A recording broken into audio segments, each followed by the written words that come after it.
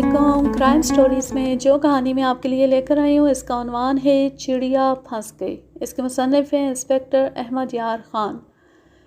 थानों में पुलिस के तशद्दुद से मुलज़िमों के हलाक होने की खबरें अखबारों में छपती रहती हैं। हलाक होने वालों के पसमानदगान शोर शराबा करते हैं। इस हल्के का MPA या MNA या कौंसलर अपनी पब्लिसिटी और मकबूलियत बढ़ाने के लिए मरने वाले की लाश का जुलूस निकलवाते हैं और अखबारों में ख़बरें भी छपवाते हैं। कुछ दिन शोर शराबा लगा रहता है और तान इस पर टूटती है कि तहकीकात का हुक्म दे दिया गया है। अगर कोई बहुत ही पीछे पड़ जाए तो मुतल्लिका थानेदार को लाइन हाजिर या मुअत्तल कर दिया जाता है और आहिस्ता आहिस्ता मामला ख़त्म हो जाता है। पुलिस तशद्दुद से थानों में मुलज़िमों या मुश्तबों के हलाक होने के वाक़यात बढ़ते जा रहे हैं। मैं ये राय नहीं देता कि इनमें कितने वाक़यात सच्चे और कितने झूठे होते हैं। थानों में मुलज़िमों से इक़बाल जुर्म कराने और मुश्तबों से कोई सुराख उगलवाने के लिए ईज़ा रसानी का तरीका आज की बात नहीं, ये तरीका उसी दिन शुरू हो गया था जिस दिन पुलिस वजूद में आई और उसने किसी वारदात का पहला मुलज़िम पकड़ा और उससे इक़बाल जुर्म कराया था। लेकिन मुलज़िम का पुलिस के हाथों हलाक हो जाना जुर्म है जो दफ़ा 302 के तहत आता है। ईज़ा रसानी भी जुर्म है। अगर अदालत में साबित हो जाए कि मुलज़िम से ईज़ा रसानी के ज़रिए इक़बाल जुर्म कराया गया है तो अदालत उस इक़बाल जुर्म को कबूल नहीं करती। ये एक अलग मौजू है जो मैंने शुरू कर दिया है। इसके लिए अलग कानून और ज़ाब्ते मेरे रिकॉर्ड में एक ऐसा वाक़या मौजूद है जो मैं आपको सुना देता हूँ। अपने उसूल के मुताबिक और 3 बहुत बुरे तजर्बात से डरते हुए मैं जगहों और अफराद के नाम असली की बजाय फ़र्ज़ी लिखूँगा। मुझे फ़ौरी तौर पर एक कस्बे के थाने का चार्ज लेने का हुक्म मिला। मैं नए थाने के इलाका DSP के पास पहुंचा। वो अंग्रेज़ था। उस वक्त किसी अफसर के मुतालिक इतना कहना ही काफ़ी होता था कि वो अंग्रेज़ है। फिर ये कहने की ज़रूरत नहीं पड़ती थी कि वो अपने काम में मुखलिस और दयानतदार और डिसिप्लिन का बड़ा सख्त अफसर है। ये मैं अपनी तकरीबन हर कहानी में लिख चुका हूँ कि अंग्रेज़ अपने कानून का एहतराम करते और लोगों से एहतराम कराते थे। ऐसा अंग्रेज़ कम ही देखने में कभी आया होगा जो कानून शिकने को बर्दाश्त करता हो। ये DSP CB ड्रैक जिसके मातहत मैं नए थाने का चार्ज लेने गया था ज़रा ज़्यादा ही सख्त मिजाज मालूम होता था। मैं जब उसके दफ्तर में पेश हुआ तो मुझे मालूम था कि वो मुझे क्या लेक्चर देगा। मैं उस वक्त तक ऐसे 4 लेक्चर सुन चुका था। ये 5वां थाना था जिसका मैं चार्ज लेने गया था और ये 5वां DSP था जिसका मैंने लेक्चर सुनना था और बार बार ठीक है, बहुत अच्छा साहब बहादुर, जी हुजूर कहते रहना था। जिस तरह मुशायरे में शायर एक दूसरे को दाद दिया करते हैं और मैंने उसके सामने अटेंशन खड़ा रहना था, लेकिन उसने मुझे अपने सामने कुर्सी पर बैठने को कहा। मैं बैठ गया तो उसने मेरी तवक्को के ख़िलाफ़ इस किस्म का कोई लेक्चर ना दिया जो DSP नए थानेदार को दिया करते थे। इसकी बजाय उसने एक केस मेरे आगे रख दिया जो पहले उसने मुझे ज़बानी सुनाया। इसे आप केस कहें, इंक्वायरी कहें या तफ्तीश के लें, मैं उस वक्त फ़ैसला ना कर सका कि इसे क्या कहूँ। बात यह थी कि मैं जिस थाने का चार्ज लेने आया था उसका पहला SHO राजनी की एक वारदात की तफ्तीश कर रहा था। उसने एक मुश्तबा को थाने में तलब किया। अगली सुबह उस मुश्तबा की लाश कस्बे से तकरीबन 1 मील दूर वीरान इलाके में पड़ी हुई पाई गई। लेकिन ऐसा कोई सबूत मौजूद ना था, ना कोई शहादत थी कि मकतूल को थाने बुलाया गया था। ये इल्ज़ाम मकतूल के बाप ने थानेदार पर लगाया था कि उसने उसके बेटे पर थाने में इतना तशद्दुद किया कि वो मर गया। तुम्हारी सर्विस बहुत हो गई है, DSP ने अपने लहजे में उर्दू बोलते हुए कहा। तुम्हें मालूम होगा कि इस शिकायत की तहकीकात होनी चाहिए, लेकिन तुम इसकी तफ्तीश करोगे जिस तरह कत्ल की वारदात की तफ्तीश की जाती है। SHO कहाँ है? वो लाइन हाजिर है, मुअत्तल है। उसके साथ एक ASI और एक हेड कांस्टेबल को भी हमने मुअत्तल कर दिया है। शिकायत इन तीनों के ख़िलाफ़ मिली है। उस DSP के साथ मेरी जो गुफ्तगू हुई वो तो बड़ी लंबी है। मैं असल वक़ुआ इख्तिसार से सुनाता हूँ। थाने वाले कस्बे का एक हिंदू आड़ती जो साहूकारा भी करता था, यानी सूद पर कर्ज भी देता था, देहाती इलाके में वसूलियों के लिए गया था। وہ واپس آ رہا تھا تو شام ہو گئی، قصبے سے تقریباً میل دور تھا تو اندھیرا ہو گیا، وہ علاقہ ویران تھا۔ 2 آدمیوں نے اس کو روک لیا اور لمبے لمبے چاقو دکھا کر اس سے وہ ساری رقم لے لی جو اس نے مختلف آدمیوں سے وصول کی تھی۔ وہاں سے وہ گھر جانے کی بجائے تھانے میں آ گیا اور رازنی کی رپورٹ درج کرائی۔ تھانے دار نے تفتیش شروع کر دی۔ اس دوران ضلع کے ڈپٹی کمشنر کو، جو انگریز تھا، ایک درخواست ملی کہ درخواست دہندہ کے بیٹے کو اس واردات کی تفتیش میں تھانے بلایا گیا تھا لیکن وہ واپس نہیں آیا۔ اگلے روز صبح سویرے اسے اطلاع ملی کہ اس کے بیٹے کی لاش قصبے سے تھوڑی دور پڑی پائی گئی ہے۔ تھانے دار نے تفتیش شروع کر دی۔ درخواست میں لکھا تھا کہ مقتول کے باپ نے تھانے دار سے کہا کہ اسے رات کو تھانے بلایا گیا تھا تو تھانے دار نے اس کی پٹائی کر دی اور اسے ڈرایا دھمکایا کہ وہ ایسی فضول بات پھر کبھی منہ سے نہ نکالے ورنہ اسے پولیس پر جھوٹا الزام لگانے کے جرم میں گرفتار کر لیا جائے گا۔ اس نے درخواست میں لکھوایا تھا کہ اس کا بیٹا پولیس کے تشدد سے مارا گیا ہے۔ غور اس بات پر کریں کہ مقتول کا باپ غریب آدمی تھا اور وہ ذاتی ملازمت اور محنت مزدوری کرتا تھا، اس کی کوئی سوشل حیثیت نہیں تھی۔ آج کے سوشل آرڈر کے مطابق وہ کیڑا مکوڑا تھا۔ ایسے کیڑے پاؤں کے نیچے آ کر کچلے جاتے ہیں اور کسی کو پتہ ہی نہیں چلتا۔ لیکن انگریز ڈپٹی کمشنر نے اس کی درخواست پر فوری طور پر عمل کیا اور درخواست ایس پی کو بھجوا دی۔ ایس پی نے اپنے حکم کے ساتھ درخواست متعلقہ ڈی ایس پی کو بھجوا دی۔ ڈی ایس پی نے یہ نہیں کیا کہ درخواست متعلقہ تھانے دار کو بھجوا دیتا اور تھانے دار جو بھی جواب دیتا اسے قبول کر لیا جاتا۔ ڈی ایس پی خود اچانک قصبے کے تھانے میں جا پہنچا اور اس واردات کی فائل اپنے قبضے میں لے لی جو قتل کی تھی، اور دیکھا کہ تھانے دار نے کیا کارروائی کی ہے۔ پھر اس نے درخواست دینے والے کو بلایا، اس کا بیان لیا اور اس نے تھانے دار، اے ایس آئی اور 2-3 کانسٹیبلوں کے بیان لیے۔ ایسی کوئی شہادت نہیں ملی کہ مقتول کو تھانے بلایا گیا تھا، لیکن ڈی ایس پی کو شک ہو گیا کہ الزام غلط نہیں۔ اس کی رائے پر تھانے دار، اے ایس آئی اور ایک ہیڈ کانسٹیبل کو معطل کر کے لائن حاضر کر دیا گیا اور یہ مسئلہ مجھ پر گرا کہ میں اس تھانے کا چارج لوں اور تفتیش کروں کہ یہ شکایت کہاں تک صحیح ہے۔ مجھے ڈی ایس پی نے یہ بھی بتایا کہ معطل شدہ تھانے دار، اے ایس آئی اور ہیڈ کانسٹیبل نے بیان دیے ہیں کہ مقتول کو اس رات تھانے میں طلب کیا ہی نہیں گیا تھا، ہو سکتا ہے مقتول کو کسی اور نے قتل کیا ہو۔ ڈی ایس پی نے کہا، یہ معلوم کرنا تمہارا کام ہے۔ ایسی وارداتیں تو ہوتی رہتی تھیں لیکن میں اس انگریز ڈی ایس پی کے رویے اور انداز پر حیران ہوا۔ مجھے کچھ ایسا شک ہوا جیسے وہ مجھے کسی ایسے چکر میں ڈال رہا ہو جس میں وہ خود پھنسا ہوا تھا۔ میں اس سے صرف حکم اور ہدایات لے سکتا تھا، اس سے کوئی فالتو بات نہیں پوچھ سکتا تھا۔ ایک تو وہ انگریز تھا، دوسرے یہ کہ وہ میرا افسر اعلیٰ تھا۔ اس نے مجھے جو فائل اور کاغذات دیے وہ میں لے کر آ گیا۔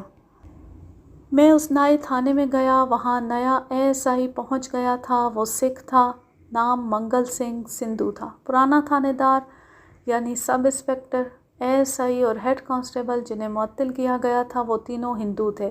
اس تھانے میں ایک سینئر اے ایس آئی بھی تھا لیکن وہ 3 مہینوں سے غیر حاضر تھا کیونکہ وہ بیمار ہو گیا تھا اور اسپتال میں رہا تھا۔ اس کا آپریشن بھی ہوا تھا۔ اس کے بعد ڈاکٹر نے اسے مکمل آرام کے لیے 1.5 ماہ کی چھٹی لکھ دی تھی۔ سب سے پہلے میں نے تھانے کے تمام افراد کو اکٹھا کیا اور انہیں بتایا کہ میں کیا ہوں اور اپنے ماتحتوں سے میں کیا توقع رکھتا ہوں۔ میں نے ڈسپلن پر زور دیا اور خوب رعب جمایا اور یہ ظاہر کیا کہ میں بدمعاش قسم کا تھانے دار ہوں۔ اب بتاؤ، جیرے یعنی مقتول کو اس رات تھانے میں بلایا گیا تھا؟ ان میں سے کسی نے بھی جواب نہ دیا۔ میں ان کی طرف دیکھتا رہا۔ سب سے پہلے ایک ہیڈ کانسٹیبل بولا، اگر 10-11 بجے کے بعد بلایا گیا ہو تو مجھے معلوم نہیں، میں سو گیا تھا۔ اس کے بعد سب نے کہہ دیا کہ انہیں معلوم نہیں۔ تقریباً سب نے کہا کہ جیرے کو آدھی رات کے بعد بلایا گیا ہوگا، اس وقت سب سو گئے تھے۔ میں نے پریڈ ڈسمس کر دی، پھر ایک ایک کو اپنے پاس بٹھایا اور یہی سوال پوچھا۔ سراغ رسانی کے انداز سے جرا کی، بہت مغز کھپایا، لیکن ان سب نے مجھے یقین دلا دیا کہ جیرے کو اس رات تھانے میں نہیں بلایا گیا تھا۔ صرف یہ پتہ چلا کہ اسے قتل ہونے سے پہلے 2 مرتبہ دن کے وقت اسی واردات کی تفتیش میں بلایا گیا تھا اور اسے بہت جلدی واپس بھیج دیا گیا تھا۔ یہ کسی کو بھی معلوم نہیں تھا کہ اسے باقاعدہ طور پر شامل تفتیش کیا گیا تھا یا اسے ویسے ہی بلایا گیا تھا۔ یہ بھی معلوم نہ ہو سکا کہ اسے کس واردات کی تفتیش میں بلایا گیا تھا۔ میں نے یہ فیصلہ کیا کہ پولیس کے ان تینوں آدمیوں کے ساتھ بات کروں جنہیں معطل کیا گیا تھا۔ میں ڈسٹرکٹ پولیس ہیڈ کوارٹر چلا گیا اور پھر پولیس لائنز میں گیا۔ سب سے پہلے معطل شدہ سب انسپکٹر سے ملا۔ میں اسے سرکاری طور پر مل رہا تھا کیونکہ میں تفتیش کر رہا تھا، لیکن میں نے اس کے ساتھ دوستوں کی طرح بات کی اور اسے کہا کہ وہ مجھے صحیح بات بتا دے اور میں اسے بچانے کی صورت پیدا کر لوں گا۔ جس طرح فوجی اپنے ساتھی فوجی کی مدد کرتا ہے، اسی طرح پولیس والے بھی ایک دوسرے کے کام آتے ہیں۔ یہ رواج بہت پرانا ہے۔ میں اس ہندو سب انسپکٹر کی مدد کرنا چاہتا تھا یا نہیں، یہ ایک الگ بات ہے۔ میں نے اسے تاثر یہی دیا کہ میں اس کی مدد کرنا چاہتا ہوں۔ مجھے امید تھی کہ وہ مجھ پر اعتبار کرے گا، لیکن وہ پکا ہندو تھا جو کسی مسلمان پر اعتبار کرنا اپنے مذہب کے خلاف سمجھتا تھا۔ اس نے صاف انکار کر دیا اور کہا کہ اس نے مقتول کو تھانے میں طلب کیا ہی نہیں تھا۔ اس نے کچھ اس قسم کی کہانی سنا دی کہ وہ بڑا سخت تھانے دار ہے اور چونکہ وہ کسی کی ذرا سی بھی غلطی معاف نہیں کرتا، اس لیے قصبے کے بعض شہریوں نے اس کے خلاف یہ کیس بنا دیا ہے۔ رائے جی، میری ہمدردی اور دلچسپی تمہارے ساتھ ہے۔ مجھے ان شہریوں کے نام پتے بتا دو۔ میں ان کے بیان نہیں لوں گا، یہ معلوم کروں گا کہ انہوں نے تمہارے ساتھ دشمنی کی ہے یا نہیں۔ میں ان کو اعتماد میں لے لوں گا، پھر تم دیکھنا کہ میں انہیں کہاں تک پہنچاتا ہوں۔ یہ کام نہ کرنا، ان کے ہاتھ بڑے لمبے، تم بھی رگڑے جاؤ گے۔ میں نے اسے اپنے اثر میں لانے کی بہت کوشش کی، لیکن اس شخص نے میری کوئی بھی ترکیب کامیاب نہ ہونے دی۔ میں اسے پہلے سے جانتا تھا، لیکن یہ معلوم نہیں تھا کہ یہ کیسا آدمی ہے۔ اس نے جو باتیں مجھے سنائیں ان سے میں متاثر ہو گیا۔ مجھے یقین سا ہونے لگا کہ یہ سب انسپکٹر، جس کا نام رائے برمن تھا، بے گناہ ہے۔ اس کے بعد میں معطل شدہ ASI سے ملا۔ اس نے بھی سب انسپکٹر رائے برمن جیسی باتیں کی۔ اس کا بیان رائے برمن سے ملتا تھا۔ میں نے اس سے وہی سوال پوچھے جو رائے برمن سے پوچھے تھے۔ اس نے تقریباً وہی جواب دیے جو رائے برمن نے دیے تھے۔ اس کا بیان بھی یہی تھا کہ مقتول کو تھانے بلایا ہی نہیں گیا تھا۔ پھر میں ہیڈ کانسٹیبل سے ملا۔ وہ بھی ہندو تھا۔ مجھے امید تھی کہ وہ اصل بات اگل دے گا، چونکہ وہ کم عہدے کا آدمی تھا، اس لیے میں نے اس کے ساتھ ایسی باتیں کیں کہ اسے بہت ہی اہمیت دی، لیکن اس نے بھی صاف انکار کر دیا اور آخر تک انکار ہی کرتا رہا۔ اس نے بھی یہی ثابت کرنے کی کوشش کی کہ شہر کے کچھ لوگوں نے رائے برمن کے خلاف دشمنی رکھی ہوئی تھی اور ان لوگوں نے مقتول کے قتل کو یہ رنگ دے دیا ہے۔ اسے تھانے بلایا گیا تھا اور اس پر اتنا تشدد کیا گیا کہ وہ مر گیا اور اس کی لاش اٹھوا کر شہر سے باہر پھینک دی گئی۔ وہاں سے میں یہ تاثر لے کر واپس آیا کہ مقتول کو تھانے نہیں بلایا گیا تھا۔ تینوں نے یہ تسلیم کیا کہ اسے دن کے وقت 2 مرتبہ تھانے طلب کیا گیا تھا اور اس کی وجہ یہ تھی کہ جو ہندو ساہوکار رازنی کا شکار ہوا تھا، اس نے کہا تھا کہ اسے جیرے پر شک ہے۔ شک کی وجہ یہ بتائی کہ جیرا اس ہندو کی آڑت کی دکان میں ملازم تھا۔ سب انسپکٹر رائے برمن نے کہا کہ جیرے پر سیٹھ نے بلا وجہ شک کیا تھا۔ اگر دکان میں چوری ہوئی ہوتی تو ملازم پر شک کوئی وزن رکھتا تھا۔ ان تینوں نے اپنے خلاف جیرے کے قتل کا الزام غلط ثابت کر دیا تھا اور میں نے ان کے دلائل کو اور ان کی پیش کی ہوئی واقعاتی شہادت کو قبول کر لیا، لیکن میں نے یہ بھی ذہن میں رکھا کہ یہ تینوں پولیس آفیسر ہیں اور تجربے کار بھی۔ وہ جرح کر کے دوسروں کو لاجواب کرنے اور اپنے اوپر جرح کرنے والے کو مطمئن کرنے کا تجربہ رکھتے تھے۔ میری نظر میں ابھی یہ تینوں مشتبہ تھے۔ میں نے یہ ثبوت تلاش کرنا تھا کہ ان تینوں کے بیانات صحیح ہیں۔ سب انسپکٹر رائے برمن نے مجھے ایک بات بتائی تھی جس کی میں نے تصدیق کرنی تھی۔ اس نے کہا تھا کہ DSP ڈریک مقتول کے باپ کی درخواست پر خود تھانے میں آیا تھا۔ اس نے مقتول کے باپ کا بیان الگ بٹھا کر لیا تھا، پھر مقتول کی بیوی کا بھی بیان لیا تھا۔ ملک صاحب، سب انسپکٹر برمن نے کہا، مجھے پتہ چلا تھا کہ مقتول کی بیوی نے ڈی ایس پی کو بیان دیا ہے کہ مقتول کو تھانے نہیں بلایا گیا تھا، اسے شام کے کھانے کے بعد کوئی بلانے آیا تھا اور وہ مجھے بتا کر گیا تھا کہ وہ تھوڑی دیر بعد آ جائے گا۔ میری ایک کمزوری یہ تھی کہ میں اس قصبے اور اس علاقے میں اجنبی تھا، یہاں کے کسی بھی آدمی کو نہیں جانتا تھا۔ اس علاقے کے سرکاری افراد، نمبردار، ذیلدار وغیرہ کی ذہنیت سے بھی مجھے واقفیت نہیں تھی۔ یہ لوگ ہوتے تو جی حضوری تھے، لیکن ان میں سے بعض خوش آمدی اور چاپلوسی کرنے والے بھی ہوتے تھے، اور اس طرح وہ دھوکہ دے جاتے تھے۔ میں اس کمزوری کو اچھے طریقے سے استعمال کرنا بھی جانتا تھا۔ جب علاقے کے تھانے میں نیا تھانے دار آتا تھا تو یہ لوگ اس کے حضور حاضری دیتے اور چاپلوسی کی مسمرزم چلاتے تھے۔ یہ ایک دوسرے کی غیبت بھی کرتے تھے۔ یہ سلسلہ آج بھی چلتا ہے۔ میں جب اس تھانے میں آیا تو یہ سلسلہ میرے ساتھ بھی چل پڑا، جو میرے لیے عجیب یا نیا نہیں تھا۔ اگر میں آپ کو یہی سنانے لگوں کہ یہ چاپلوس لوگ کیا باتیں کرتے ہیں اور کس انداز سے کرتے ہیں اور ایک دوسرے کے خلاف کیا زہر اگلتے ہیں اور حرکتیں کیسی کرتے ہیں، تو یہ عوام الناس کے لیے بڑا ہی دلچسپ مضمون ہوگا۔ ان میں بعض اتنے ماہر ہوتے ہیں کہ بڑی چالاک اور ہوشیار پولیس آفیسر پر بھی اپنا جادو چلا لیتے ہیں۔ پاکستان کے درپردہ حکمران ایسے ہی چاپلوس اور خوش آمدی لوگ ہیں۔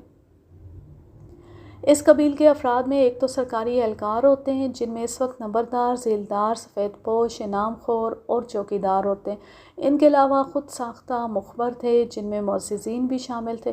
قصبوں اور شہروں کے بعض لوگ چھوٹے اور بڑے تھانے دار کو دوست بنانے میں فخر محسوس کرتے تھے۔ انہیں بعض کا طرز زندگی ایسا تھا کہ پولیس کی دوستی ان کی ضرورت تھی۔ ان میں ایک نسل اور بھی تھی جنہیں میں شریف قسم کے بدمعاش کہا کرتا تھا۔ یہ جب باری باری میرے پاس آنے اور فرشی سلام کر کے اپنا تعارف کرانے لگے تو میں نے نوٹ کیا کہ انہیں ابھی یہ معلوم نہیں کہ میں مستقل طور پر اس تھانے میں آیا ہوں یا صرف انکوائری کے لیے آیا ہوں۔ میں نے انہیں بتایا کہ میں تھانے کا چارج لے چکا ہوں اور ASI بھی نیا آیا ہے۔ یہ سن کر ان کے انداز بالکل بدل گئے۔ ایسے ضمیر فروش آدمیوں کے ساتھ میرا رویہ کچھ اور ہوا کرتا تھا۔ ان میں اپنے آپ کو جو معززین اور رئیس شہر سمجھتے تھے، انہیں میں اپنے پاؤں کے نیچے رکھا کرتا تھا، لیکن اس قصبے کے جو معززین میرے پاس آئے انہیں میں نے اتنی عزت اور اتنے احترام سے اپنے پاس بٹھایا کہ ان کا دماغ خراب کر دیا۔ یہ میری مسمرزم تھی جو میں نے ان پر چلائی تھی، کیونکہ میں نے ان سے افراد اور حالات کے متعلق صحیح معلومات لینی تھی۔ میں نے ان سے معطل شدہ بڑے اور چھوٹے تھانے دار اور ہیڈ کانسٹیبل کے متعلق بہت کچھ پوچھا، مقتول اور اس کے باپ کے متعلق پوچھا۔ ان میں سے کسی کے متعلق بھی کوئی غیر معمولی بات معلوم نہ ہوئی۔ سب انسپکٹر رائے برمن کے متعلق معلوم ہوا کہ رشوت خور اور عیاش تھا۔ اس کا ASI اسی کی لائن پر چلتا تھا۔ مقتول کا نام نذیر احمد تھا اور وہ جیرہ کہلاتا تھا۔ قتل ہونے تک وہ گمنام آدمی تھا۔ اس کی عمر 26 سال تھی اور 1 یا 1.5 سال پہلے اس کی شادی ہوئی تھی۔ وہ گمنام اس وجہ سے تھا کہ غریب آدمی تھا اور ایک ہندو آڑتی کی دکان پر ملازم تھا۔ جیرے کا باپ بھی محنت مزدوری کرنے والا غریب آدمی تھا۔ مجھے بتایا گیا کہ جیرہ شادی کے بعد اپنے ماں باپ سے الگ ہو گیا تھا اور اسی محلے میں ایک مکان میں کرائے پر رہتا تھا۔ نہ جیرہ بدمعاش تھا، نہ اس کا باپ، نہ اس کے کسی بھائی کے خلاف کسی کی کوئی شکایت تھی۔ وہ مویشیوں کی طرح زندہ رہنے والے لوگ تھے جن کے 2 ہی کام ہوتے ہیں، پیٹ بھرنا اور بچے پیدا کرنا۔ جیرے کے متعلق کچھ رپورٹیں اس کے خلاف بھی ملیں جو دراصل اس کے ایک سالے کے خلاف تھیں جس کی عمر جیرے سے 1.5-2 سال کم تھی۔ اس کی ابھی شادی نہیں ہوئی تھی۔ وہ اچھے چال چلن والا نہیں تھا، جوا وغیرہ بھی کھیل لیتا تھا۔ اس کے ساتھ جیرے کا رشتہ صرف یہ نہیں تھا کہ وہ جیرے کا سالہ تھا، بلکہ ان کی آپس میں گہری دوستی تھی۔ میرے نزدیک یہ کوئی ایسی بات نہیں تھی جو جیرے یا اس کے باپ کے خلاف جاتی۔ یہ لوگ جنہیں میں نے پولیس کا پیشہ ور یا عادی خوش آمدی کہا ہے، مجھے باری باری ملنے آئے تو میں نے ان سے پوچھا کہ شہر میں سب انسپکٹر رائے برمن کا کون ایسا دشمن تھا جس نے اس پر یہ الزام لگوایا اور جیرے کے باپ سے درخواست دلائی ہے کہ رائے برمن نے جیرے پر تشدد کر کے اسے مارا ہے۔ مجھے اس سوال کا تسلی بخش جواب کسی سے بھی نہ ملا۔ ان لوگوں میں ہندو زیادہ تھے۔ 2 یا 3 مسلمان اور 2 سکھ تھے۔ باقاعدہ مخبروں سے بھی معلوم کیا، وہ بھی سب انسپکٹر رائے برمن کا کوئی دشمن نہ بتا سکے۔ اگر ایسا کوئی دشمن تھا تو اس کا سراغ مجھے خود ہی لگانا تھا۔ میں نے مقتول کے باپ کو تھانے بلایا۔ اسے جب میرے سامنے کھڑا کیا گیا تو صاف پتہ چل رہا تھا کہ خوف کے مارے اندر سے کانپ رہا ہے، اور اسے سہارا نہ دیا گیا تو گر پڑے گا۔ میں نے اسے بیٹھنے کو کہا تو وہ اس طرح فرش پر بیٹھ گیا کہ اس کی نظریں میرے چہرے پر جمی رہیں، جیسے اسے یہ خطرہ تھا کہ میں اس پر حملہ کر دوں گا۔ میں نے اسے کرسی پر بیٹھنے کو کہا تو اس کے چہرے پر خوف کا تاثر اور گہرا ہو گیا۔ اسے یقین نہیں آ رہا تھا کہ میں اسے کرسی پر بٹھا رہا ہوں۔ 3-4 بار کہنے سے وہ کرسی پر بیٹھا۔ میں نے اسے اتنا ہی پوچھا کہ تم نے ڈپٹی کمشنر کو درخواست دی ہے کہ تمہارے بیٹے حضور مائی باپ؟ اس نے میری پوری بات نہ سنی اور ہاتھ جوڑ کر کھڑا ہو گیا۔ رونے جیسی آواز میں کہنے لگا، میں نے خود درخواست نہیں دی تھی، ملک عباس نے درخواست لکھی تھی اور اس پر میرا انگوٹھا لگوایا تھا۔ اس سے مجھے شک ہوا کہ اس غریب آدمی کو سب انسپکٹر رائے برمن کے خلاف اعلی کار بنایا گیا۔ میں نے اس سے پوچھا کہ ملک عباس کون ہے؟ اس نے بتایا کہ وہ ڈپٹی کمشنر کے دفتر میں ملازم ہے۔ کیا تمہیں بتایا گیا تھا کہ درخواست میں کیا لکھا ہے؟ ہاں حضور، انہوں نے درخواست پڑھ کر سنائی تھی۔ میں نے خود درخواست نہیں دی تھی۔ اگر حضور حکم کریں تو میں درخواست واپس لے لوں گا۔ وہ بہت ہی ڈرا ہوا تھا، بڑی مشکل سے بات کرتا اور ہکلاتا تھا، جو خوفزدگی کی علامت تھی۔ میں نے اس کے ساتھ پیار اور شفقت سے بات کی اور اسے بتایا کہ میں مسلمان ہوں اور وہ مجھ سے نہ ڈرے۔ اس کے ساتھ اس طرح باتیں کیں جیسے میں تھانے دار نہیں ہوں، اور اس نے جو کچھ کیا ہے بہت اچھا کیا ہے۔ اس کے دل سے خوف اتار کر اسے کہا کہ وہ سب سے پہلے یہ بتائے کہ اسے یہ شک کس طرح ہوا تھا کہ اس کے بیٹے کو تھانے بلایا گیا اور اس پر تشدد کیا گیا تھا۔ آپ کو اپنا مائی باپ سمجھتا ہوں حضور، اگر کوئی بات فضول منہ سے نکل جائے تو معاف کر دینا۔ جیرا میرا بیٹا تھا حضور۔ ایک روز مجھے پتہ چلا کہ سیٹھ پیارے لال نے اس پر چوری کا الزام لگایا ہے اور اسے تھانے بلایا گیا ہے۔ میں نے جیرے سے پوچھا تو اس نے مجھے بتایا کہ اسے تھانے بلایا گیا تھا اور دونوں بار تھانے دار نے اس سے پوچھ گچھ کر کے چھوڑ دیا تھا، لیکن یہ بھی کہا تھا کہ 1-2 دن سوچ لو، میں تمہیں پھر بلاؤں گا، اور اگر تم نہ مانے تو بہت برا سلوک کروں گا۔ جیرا سیٹھ پیارے لال کی دکان پر ملازم تھا۔ میں سیٹھ کے پاس چلا گیا اور اس کے قدموں میں بیٹھ کر کہا کہ میرا بیٹا چور نہیں، اور آپ غریبوں پر یہ ظلم نہ کریں۔ آپ خود سیانے ہیں مائی باپ، غریب آدمی کو صرف اس لیے چور سمجھا جاتا ہے کہ وہ غریب ہے۔ میری منت سماجت پر سیٹھ نے کہا کہ اپنے بیٹے سے کہو کہ وہ میرا مال پردے پردے میں مجھے دے دے اور میں پولیس سے مقدمہ واپس لے لوں گا۔ میں نے پھر بھی اس کی منت کی اور اس کے پاؤں پر بھی ہاتھ رکھا، لیکن وہ نہ مانا۔ میں نے جیرے سے پوچھا تو جیرا قسمیں کھا کھا کر کہتا تھا کہ اس نے چوری نہیں کی۔ چوری کہاں سے ہوئی تھی؟ میں جانتا تھا کہ یہ رازنی کی واردات تھی، لیکن میں جیرے کے باپ سے پوچھنا چاہتا تھا، کیا سیٹھ کے گھر چوری ہوئی تھی یا دکان سے؟ نہیں حضور، یہ واردات تو سارے شہر میں مشہور ہو گئی تھی کہ سیٹھ وصولیوں کے لیے دیہات میں گیا تھا اور واپسی پر رات ہو گئی۔ 1 یا 2 آدمیوں نے اسے روک کر اس کے پاس جو کچھ تھا وہ لے لیا۔ میرا بیٹا راہزن نہیں ہو سکتا حضور۔ پھر تمہیں کس طرح پتہ چلا تھا کہ تمہارے بیٹے کو رات کو تھانے بلایا گیا تھا؟ میرے محلے کے ایک آدمی نے بتایا تھا۔ اس نے اس آدمی کا نام بتا کر کہا، اس نے اسے ایک آدمی کے ساتھ تھانے میں داخل ہوتے دیکھا تھا۔ میں جیرے کے گھر گیا، وہ اپنی بیوی کے ساتھ ہم سے الگ رہتا ہے۔ میں نے اس کی بیوی سے پوچھا کہ جیرا کہاں ہے؟ اس نے جواب دیا کہ اسے معلوم نہیں۔ میں نے پھر پوچھا کہ وہ کس کے ساتھ گیا ہے، تو اس نے بتایا کہ اسے کوئی بلانے آیا تھا۔ میں نے اسے کہا کہ جیرے کو شاید تھانے بلایا گیا ہے۔ اس نے کہا کہ تھانے میں اس کا کیا کام ہو سکتا ہے؟ اس نے جس آدمی کا نام لیا تھا میں نے اسے تھانے بلوایا۔ اس کے آنے تک میں مقتول کے باپ سے تفتیش کرتا رہا۔ اسے پکا شک تھا کہ اس کے بیٹے کو اس رات تھانے بلایا گیا تھا اور وہاں سے وہ واپس نہیں آیا۔ صبح اسے اطلاع ملی کہ اس کے بیٹے کی لاش فلاں جگہ پڑی ہوئی ہے۔ وہ وہاں گیا اور اپنے بیٹے کی لاش دیکھی۔ سب انسپکٹر رائے برمن وہاں آ چکا تھا۔ اسے لاش کی اطلاع پہلے ہی مل گئی تھی۔ رائے برمن نے مقتول کے باپ، بیوی وغیرہ کو تھانے بلایا اور باپ سے پوچھنے لگا کہ مقتول کی ذاتی یا خاندانی دشمنی کس کے ساتھ تھی۔ باپ بہت ہی غم زدہ تھا۔ اس نے غم کی شدت میں کہہ دیا کہ رات کو اسے تھانے بلایا گیا تھا، اس کی دشمنی کسی کے ساتھ نہیں تھی۔ اس نے یہ بھی کہا کہ اس کا حریف سیٹھ پیارے لال ہو سکتا تھا جو کہتا تھا کہ جیرے نے اسے لوٹا ہے۔ اگر تم نے یہ بات کسی اور کے سامنے کی تو میں تمہیں الٹا لٹکا دوں گا۔ رائے برمن نے اسے کہا، میں جو پوچھتا ہوں وہ بتاؤ۔ باپ نے پھر اپنا شک دہرا دیا۔ رائے برمن نے اس کی اتنی پٹائی کی کہ وہ کچھ دیر بے ہوش پڑا رہا۔ جب ہوش میں آیا تو اس نے محسوس کیا کہ اس کے منہ پر پانی پھینکا گیا تھا اور اس کے منہ میں پانی ڈالا بھی گیا تھا۔ سیٹھ پیارے لال کو راستے میں روک کر تم نے لوٹا ہے؟ چھوٹے تھانے دار نے اسے کہا۔ وہ پہلے اس کمرے میں موجود نہیں تھا۔ اس نے مقتول کے باپ کو گالیاں دے کر رائے برمن سے کہا، رائے جی اسے حوالات میں بند کر دو، یہ پکا ڈاکو ہے۔ اسے گھسیٹنے اور دھکے دینے لگے۔ ایک غریب آدمی پر جو دہشت طاری ہوئی ہوگی اس کا اندازہ صرف میں ہی کر سکتا ہوں۔ یہ شخص جس طرح میرے سامنے آ کر خوفزدہ ہوا تھا وہ میں پہلے بیان کر چکا ہوں۔ وہ سب انسپکٹر رائے برمن کے قدموں میں گر پڑا۔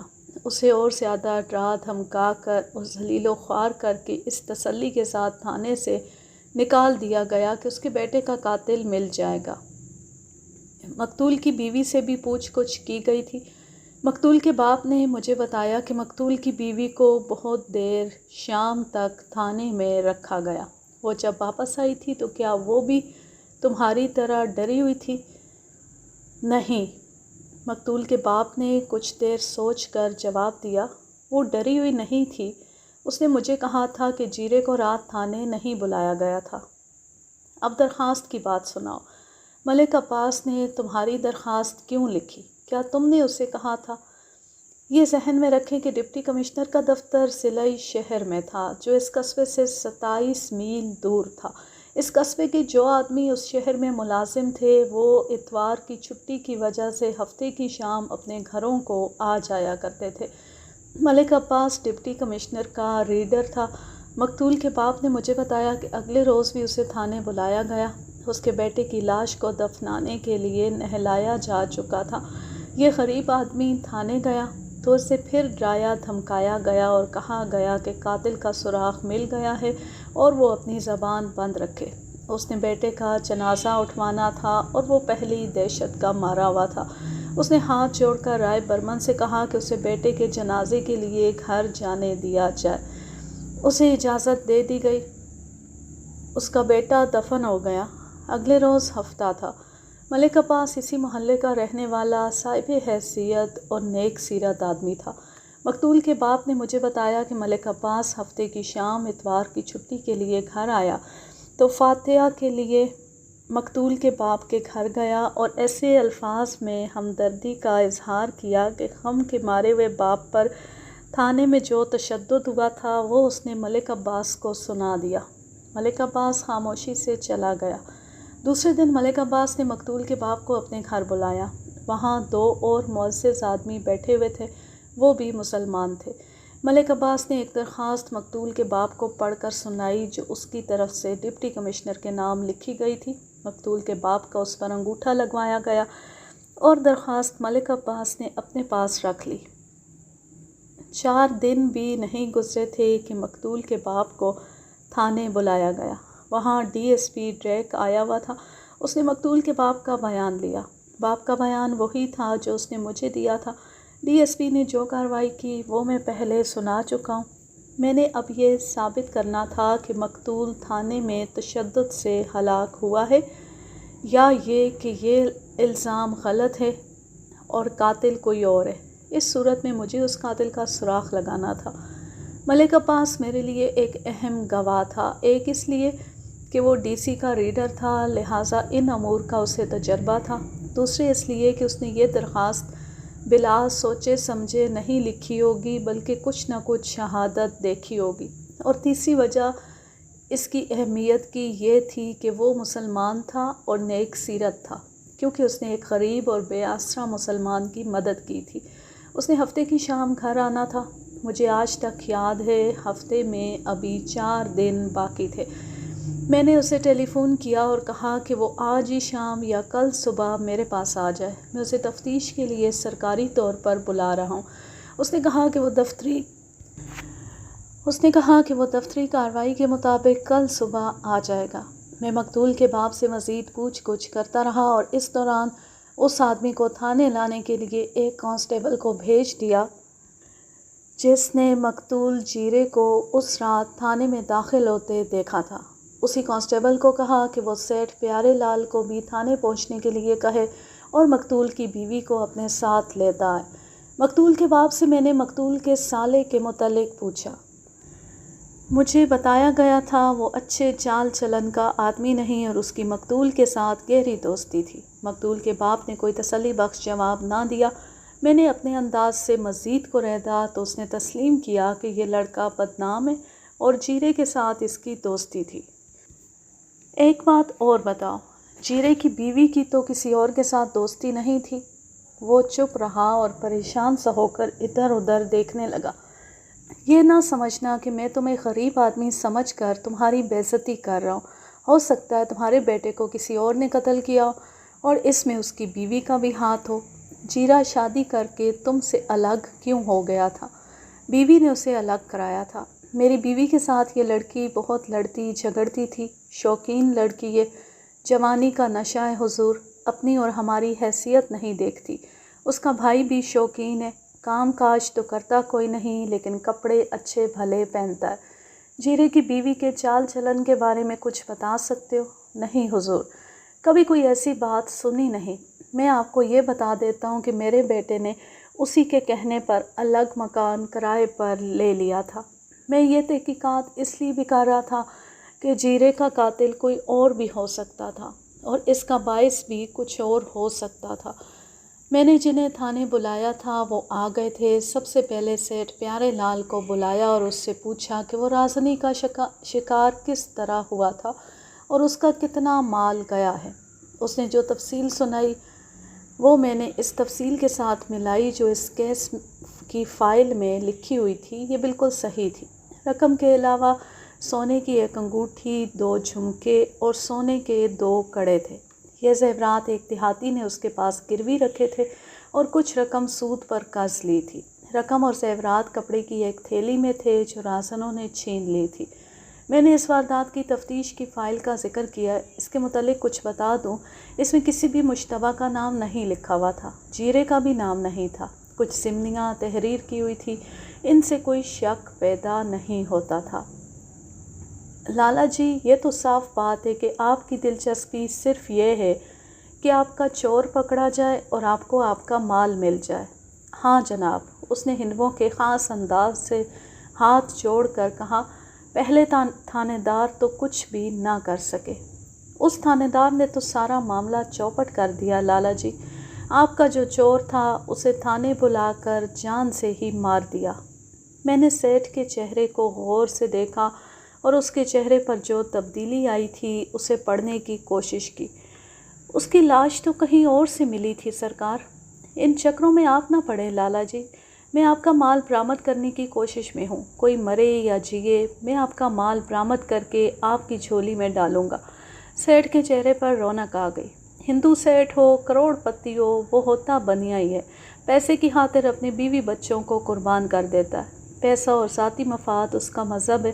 اس زمانے میں بھی ہندو کی یہی ذہنیت تھی جب اس کی بغل میں چھری تھی، اور آج بھی اس کی ذہنیت وہی ہے جب اس کی بغل میں اگنی میزائل اور ایٹم بم ہے۔ میں نے سیٹھ پیارے لال کی دکھتی رگ ہاتھ میں لے لی۔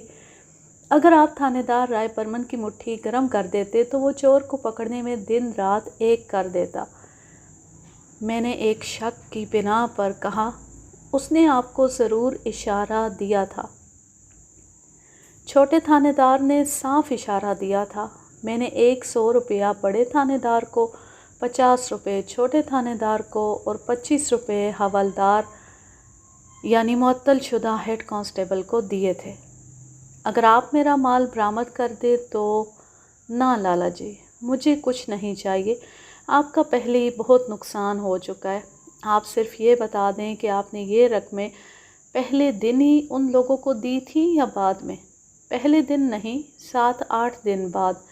ذرا سوچ کر بتائیں، جس روز جیرے کی لاش ملی تھی اس سے کتنے دن پہلے ان لوگوں نے آپ سے پیسے مانگے تھے؟ 1 روز پہلے۔ انہوں نے تو اس سے دگنی رقم مانگی تھی۔ آخر سودا اس رقم پر ہوا جو میں نے آپ کو بتایا ہے۔ اس کے علاوہ دیسی شراب کی 2 بوتلیں بھی میں نے انہیں دی تھی، 100 روپیہ، 50 اور 25 روپے۔ اس وقت کی خاصی زیادہ رقمیں تھیں۔ رائے برمن نے آپ کو تسلی دی ہوگی کہ وہ بہت جلد مال برآمد کرا دے گا۔ اس نے تو پکا وعدہ کیا تھا کہ کل تک ملزم حوالات میں ہوگا۔ کیا آپ کو جیرے پر پکا شک تھا؟ کیا اس سے پہلے کبھی اس نے چوری کی تھی؟ وہ آپ کا ملازم تھا۔ لالا جی مہاراج، اگر آپ کو اپنا مال واپس چاہیے تو سچ بولنا، میں نے آپ سے کچھ نہیں لینا۔ اگر جھوٹ موٹ سے مجھے نچانے کی کوشش کرو گے تو ایسا نہ ہو کہ آپ کو لینے کے دینے پڑ جائیں۔ کچھ ایسی اور باتوں سے اس سیٹھ کو ڈرایا۔ ہندو بڑی مکار اور عیار قوم ہے۔ میرے ڈرانے اور اسے یہ لالچ دینے سے کہ اس کا مال مل جائے گا وہ کچھ سچی باتیں کرنے لگا۔ میں نے رائے برمن کو تو یہی کہا تھا کہ مجھے جیرے پر پکا شک ہے۔ اب آپ ہی بتائیں کہ شک پکا ہوتا ہے یا نہیں۔ جیرے نے پہلے کبھی چوری نہیں کی تھی۔ میں نے اس پر شک اس بنا پر کیا تھا کہ اسے معلوم تھا کہ میں وصولیوں کے لیے فلاں فلاں گاؤں میں جا رہا ہوں۔ میں نے جیرے کو کہا تھا کہ ہو سکتا ہے مجھے واپسی میں اتنی دیر ہو جائے کہ سورج غروب ہو جائے۔ تم یوں کرنا کہ شام کو نالے کے پار پرانے کنویں کے پاس آ جانا، میں اسی راستے سے واپس آؤں گا۔ میں نے بعد میں نالے کے پار پرانے کنویں کا علاقہ دیکھا تھا۔ یہ برساتی نالا تھا جو ان دنوں خشک پڑا تھا۔ پرانا کنواں 1 صدی یا اس سے بھی زیادہ پرانا اور ویران ہو چکا تھا۔ اس میں پانی نہیں، کیچڑ تھا۔ قصبے سے یہ 1 میل سے زیادہ فاصلے پر تھا۔ ارد گرد کا علاقہ کٹا پھٹا تھا۔ اس علاقے میں کوئی گاؤں نہیں۔ قصبے کو آنے والا ایک راستہ وہیں سے گزرتا تھا۔ سیٹھ پیارے لال نے اپنے بیان میں کہا کہ اسے ایک گاؤں میں دیر ہو گئی۔ اس کے پاس کرائے پر لی ہوئی گھوڑی تھی۔ وہ جب پرانے کنویں والے علاقے میں پہنچا تو جیرا وہاں نہیں تھا۔ اس نے جیرے کو آوازیں دی۔ اندھیرا گہرا ہو گیا۔ سیٹھ جب نالے میں آیا تو اچانک 2 آدمیوں نے اس کا راستہ روک لیا۔ سیٹھ سمجھا کہ یہ جیرا ہے جو اپنے کسی دوست کو ساتھ لایا ہے۔ جیرے کو اس نے اپنی حفاظت کے لیے بلایا تھا۔ تم یہاں کھڑے ہو، سیٹھ نے رعب سے کہا۔ میں نے تمہیں کہا تھا کہ سورج غروب ہو جائے تو پرانے کنویں پر آ جانا۔ یہ تھیلی ہمارے حوالے کر دو اور اپنی جان بچاؤ، ایک آدمی نے اسے کہا۔ سیٹھ نے مجھے بتایا کہ ان دونوں کے چہرے صافوں سے لپٹے ہوئے تھے۔ اندھیرے کی وجہ سے بھی انہیں پہچاننا بہت ہی مشکل تھا۔ سیٹھ نے ان کے آگے ہاتھ جوڑے اور رویا بھی۔ راہزنوں نے اس پر رحم نہ کیا اور چاقو دکھا کر اس سے تھیلی لے لی۔ اس کے کرتے کی جیب کی تلاشی لے کر جو پیسے جیب میں تھے وہ بھی نکال لیے۔ میں نے ان کی منتیں کی تھیں اور انہوں نے میرے ساتھ باتیں کی تھیں۔ کیا باتیں کی تھیں؟ زیادہ نہیں، وہ یہی کہتے رہے کہ جان سے مار دیں گے، گھوڑی بھی لے لیں گے۔ تم سود خور غریبوں کا خون چوستے ہو۔ ان میں سے ایک کی آواز جیرے جیسی تھی۔ حضور، جیرے پر مجھے شک ہونا ہی تھا۔ اسے معلوم تھا کہ مجھے واپسی پر اندھیرا ہو جائے گا۔ اگر مجھے جیرے نے نہیں لوٹا تو اس نے اپنے 2 آدمی مجھے لوٹنے کے لیے بھیج دیے۔ میں نے اس کی آواز بھی پہچانی تھی۔ وہاں سے آپ سیدھے تھانے گئے؟ تھانے تو میں بعد میں گیا تھا۔ پہلے میں جیرے کے گھر گیا۔ وہ گھر نہیں تھا۔ اس کی بیوی نے بتایا کہ وہ شام کو باہر چلا گیا تھا اور ابھی واپس نہیں آیا۔ میں تھانے چلا گیا۔ وہاں نہ بڑا تھانے دار تھا نہ چھوٹا تھانے دار تھا۔ ایک حوالدار نے میری رپورٹ لکھی اور مجھے کہا کہ صبح ہوتی تفتیش شروع ہو جائے گی۔ میں نے بہت زور دیا کہ مجھے بڑے تھانے دار سے ملوا دو، لیکن حوالدار مجھے تسلیاں دیتا رہا۔ میں خود ہی بڑے تھانے دار کے گھر چلا گیا۔ دروازہ کھٹکھٹایا تو اندر سے ایک آدمی نکلا۔ میں نے اسے کہا کہ تھانے دار صاحب سے ملنا ہے۔ اس نے کہا کہ تھانے دار صاحب بیمار ہیں اور سو گئے ہیں۔ تھانے دار کی بیماری اور اس کے سو جانے کے متعلق میں نے بعد میں اصلیت معلوم کی تھی، وہ میں یہیں بتا دیتا ہوں۔ میں نے معلوم کر لیا تھا کہ جو آدمی رائے برمن کے گھر سے نکلا تھا وہ کون سا کانسٹیبل تھا۔ اس نے مجھے بتا دیا تھا کہ رائے برمن اور اس کا ASI شراب کے نشے میں بدمست تھے۔ قصبے کے 2 معزز قسم کے بدماش بھی وہاں موجود تھے اور تاش کی بازی لگی ہوئی تھی۔ یہ بھی پتہ چلا کہ رائے برمن اور ASI کا مکان معزز قسم کے جوئے بازوں کے اڈے بنے ہوئے تھے۔ اگر رائے برمن ہوش میں ہوتا اور اسے اپنی ڈیوٹی کا پاس ہوتا تو وہ اسی وقت سیٹھ کا بیان لیتا۔ سیٹھ اسے بتاتا کہ اسے اپنے ملازم پر شک ہے اور اس کا ملازم اپنے گھر سے غیر حاضر ہے، تو رائے برمن اسی وقت جیرے کے گھر چھاپا مارتا، پھر وہ جائے واردات پر جاتا اور کھرے محفوظ کر لیتا۔ اس طرح صبح تک جیرا پکڑا جاتا۔ یہ ثابت ہو جاتا کہ جیرا گناہگار ہے یا بے گناہ۔ مجھے دوسرے ذرائع سے پکی خبر مل گئی تھی کہ رائے برمن نے اپنے تھانے کے علاقے کو اپنی ریاست بنا رکھا تھا اور اپنے تھانے کے تمام عملے کو کھلی چھٹی دے رکھی تھی۔ تمام بڑے بڑے بدماشوں، بڑے زمینداروں اور شہر کے اثر و رسوخ والے افراد کے ساتھ اس نے بڑے اچھے تعلقات بنا رکھے تھے۔ اس کا کمال یہ بھی تھا کہ جرائم پر بھی اس نے کنٹرول رکھا ہوا تھا۔ اس کے پاس اقبال جرم کرانے کا طریقہ ایذا رسانی تھا، لیکن یہ تمام معلومات حاصل ہو جانے کے باوجود یہ ثابت کرنا میرے لیے آسان نہیں تھا کہ جیرا اس کے تشدد سے ہلاک ہوا ہے، اور یہ ثابت کرنا بھی آسان نہیں تھا کہ اسے کسی اور نے قتل کیا ہے۔ میرے ذہن میں ایک شک اور آیا، وہ یہ تھا کہ رازنوں میں ایک جیرا تھا اور دوسرا اس کا کوئی دوست تھا۔ دونوں نے رازنی کی واردات کی اور مال کی تقسیم پر ان کا جھگڑا ہوا۔ جیرے کا ساتھی پیشہ ور رازن یا ڈکیت ہوگا، اس نے جیرے کا پتہ ہی کاٹ دیا۔ جیرے کی لاش جس جگہ پڑی ہوئی پائی گئی تھی وہ جگہ رازنی کی جائے واردات سے بہت دور، یعنی قصبے کی دوسری طرف تھی۔ یہاں مناسب لگتا ہے کہ میں پوسٹ مارٹم رپورٹ کی تفصیل سناؤں۔ مقتول کے سر پر ضرب لگی تھی، لیکن یہ ضرب لاٹھی یا ڈنڈے وغیرہ کی نہیں تھی اور یہ زخم بھی نہیں تھا۔ اس سے دماغ کو ایسی ضرب پڑی کہ دماغ سے خون جاری ہوا، جسے برین ہیمریج کہتے ہیں۔ اتفاق سے پوسٹ مارٹم کرنے والا سرکاری ڈاکٹر عیسائی تھا۔ اگر وہ ہندو ہوتا تو رائے برمن اسے بھی اپنا دوست بنا لیتا اور ڈاکٹر اس کی مرضی کے مطابق پوسٹ مارٹم رپورٹ لکھتا۔ اس وقت عیسائی اپنے آپ کو ہندوستان کا بادشاہ اور ہمیں اپنی رعایا سمجھا کرتے تھے۔ اس سے مجھے یہ فائدہ ہوا کہ اس نے رائے برمن کی کوئی مدد نہ کی۔ میں اس کے پاس چلا گیا۔ اس نے مجھے واضح الفاظ میں پوسٹ مارٹم رپورٹ سمجھائی تھی۔ اس دور میں پوسٹ مارٹم اتنی باریکی سے کیا جاتا تھا جیسے لاش کا ایک ایک بال چیک کیا گیا ہو۔ اس عیسائی ڈاکٹر نے پوسٹ مارٹم رپورٹ میں لکھا تھا اور مجھے بتایا بھی تھا کہ لاش کے ٹخنوں کے قریب دونوں ٹانگوں پر اس قسم کے بڑے صاف نشان تھے جیسے رسی سے پاؤں باندھے گئے ہوں۔ پوسٹ مارٹم رپورٹ میں معدے کی کیفیت یہ لکھی گئی تھی کہ معدے میں جو غذا تھی وہ ابھی ہضم ہونا شروع نہیں ہوئی تھی اور غذا کی خاصی مقدار خوراک کی نالی میں حلق تک واپس آئی ہوئی تھی۔ اس کے علاوہ دماغ سے جو خون نکلا تھا وہ دماغ میں ہی، یعنی کھوپڑی کے اندر ہی جمع ہو کر جمتا رہا۔ تھوڑی سی مقدار ناک میں آئی تھی۔ میں آپ کا امتحان لینا چاہتا ہوں۔ ڈاکٹر فرانسس نے ہنستے ہوئے مجھ سے پوچھا، اس سے آپ کیا سمجھیں؟ مرنے سے پہلے مقتول کو الٹا لٹکایا گیا تھا اور میرا خیال ہے کہ الٹا لٹکانے سے پہلے اس کے سر پر ضربیں لگائی گئی تھی۔ میرا خیال کچھ اور ہے، ڈاکٹر فرانسس نے کہا۔ سر کی ضرب جس قسم کی تھی، اس سے میں نے یہ رائے قائم کی ہے کہ مقتول کو پاؤں سے باندھ کر الٹا لٹکایا گیا اور اسے اونچا لے گئے۔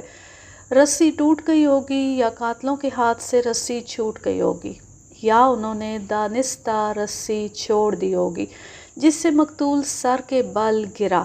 نیچے پکا فرش تھا یا کوئی بڑا پتھر ہوگا جس سے دماغ مجروح ہوا۔ اب ڈیٹیکشن یعنی سراغ رسانی آپ کا کام ہے۔ میں نے آپ کو بڑا واضح سراغ یا اشارہ دے دیا ہے۔ میں سیٹھ پیارے لال کے بیان پر تھا اور دوسری باتیں شروع کر دی۔ سیٹھ نے مجھے بتایا کہ اگلے روز وہ رائے برمن سے تھانے میں جا کر ملا اور اسے ساری واردات سنائی اور جیرے پر شک کا اظہار کیا، لیکن یہ صرف شک تھا۔ رائے برمن نے جو کارروائی کی وہ میں پہلے سنا چکا ہوں۔ سیٹھ سے جو رشوت لی گئی وہ بھی بتا چکا ہوں۔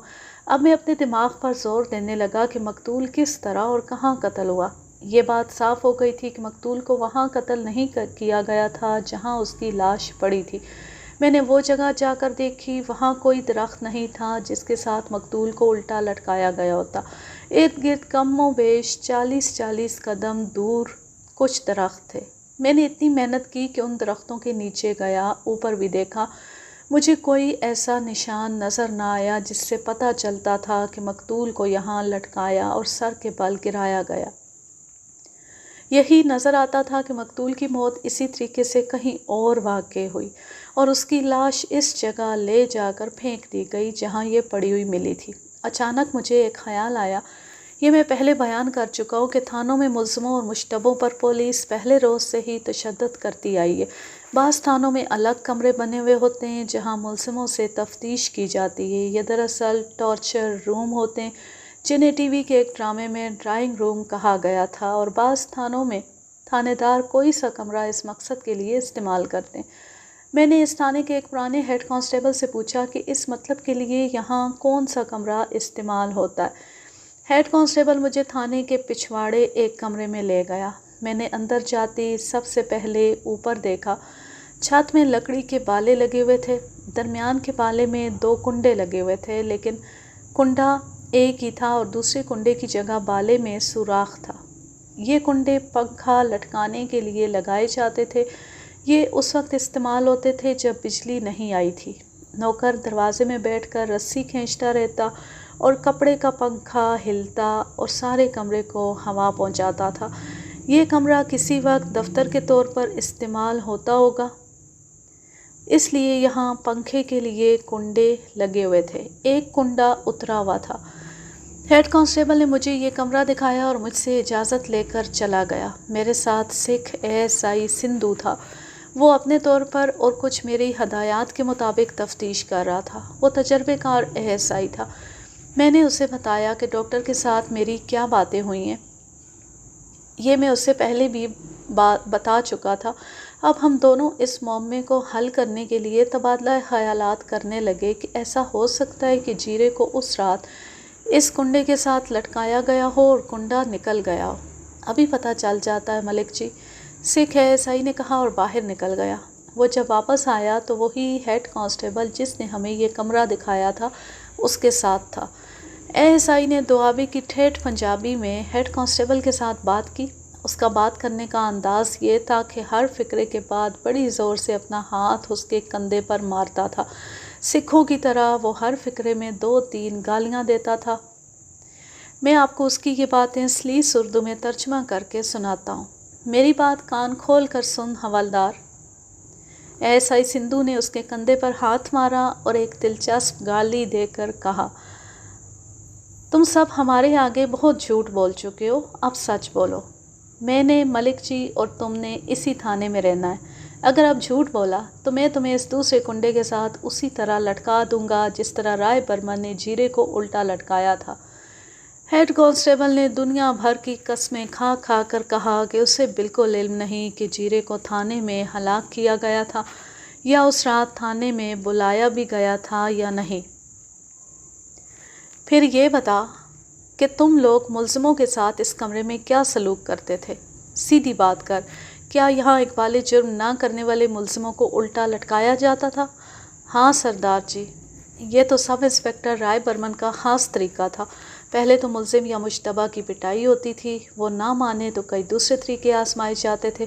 ان طریقوں میں ایک یہ تھا کہ اس کنڈے میں ایک رسی گزاری ہوئی تھی، ملزم کے دونوں پاؤں اس رسی سے باندھے جاتے، 2 کانسٹیبل اسے الٹا کر کے اوپر کو اٹھاتے، ایک آدمی رسی نیچے کو کھینچتا اور رسی کا دوسرا سرا وہ سامنے والی کھڑکی کی سلاخ کے ساتھ باندھ دیا جاتا۔ ملزم کو فرش سے کتنا اونچا رکھتے تھے؟ ہیڈ کانسٹیبل نے ہاتھ کے اشارے سے بلندی کا اندازہ بتایا۔ یہ کم و بیش 5.5 فٹ بنتا تھا۔ اس کا مطلب یہ تھا کہ ملزم کا سر فرش سے 5.5 فٹ اونچا رہتا تھا۔ اب یہ بتا، یہ کنڈا کب کا نکلا ہوا ہے؟ یقین جانے سردار جی، میں نے آج دیکھا ہے کہ کنڈا نکلا ہوا ہے۔ میں خاموش کھڑا تماشا دیکھ رہا تھا۔ سکھ ASI کی باتیں کارآمد تو تھیں ہی، لیکن میں ان کی دلچسپی سے لطف اندوز ہو رہا تھا۔ تم نے کتنے دن پہلے یہ کنڈا لگا ہوا دیکھا تھا اور یہ رسی کہاں ہے؟ کوئی 1 مہینہ پہلے یہ کنڈا لگا ہوا دیکھا تھا۔ میں رسی تلاش کرتا ہوں، وہ تو اس کنڈے کے ساتھ لٹکتی رہتی تھی۔ ہیڈ کانسٹیبل نے سارا تھانہ چھان مارا، وہ رسی کہیں نظر نہ آئی۔ یہ ایک ثبوت تھا کہ رسی غائب کر دی گئی ہے۔ میں نے سکھ ASI کو سکھوں کی طرح بڑی بےہودگی سے خراج تحسین پیش کیا۔ اس نے ہیڈ کانسٹیبل سے بڑا اچھا سراغ اگلوا لیا تھا، لیکن یہ ثابت کرنا ابھی باقی تھا کہ جیرے کو یہاں الٹا لٹکایا گیا تھا۔